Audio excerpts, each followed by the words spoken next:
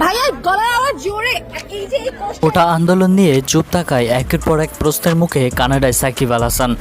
27 জুলাই সেই ভিডিও সামাজিক যোগাযোগ মাধ্যমে ঝড়ের গতিতে ছড়িয়ে পড়েছে। প্রসঙ্গত কানাডায় গ্লোবাল টি-20 ম্যাচ খেলতে গিয়েছিলেন সাকিব আল হাসান।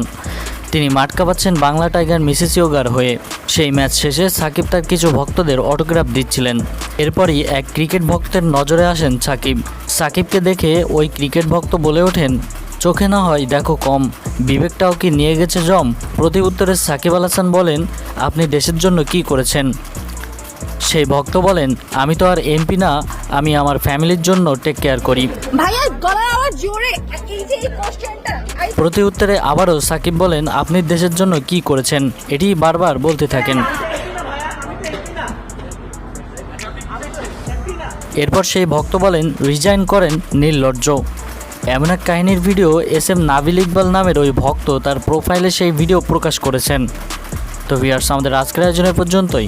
ভিডিওটি ভালো লাগলে পেজে একটি ফলো দিয়ে পাশে থাকুন। ধন্যবাদ সকলকে।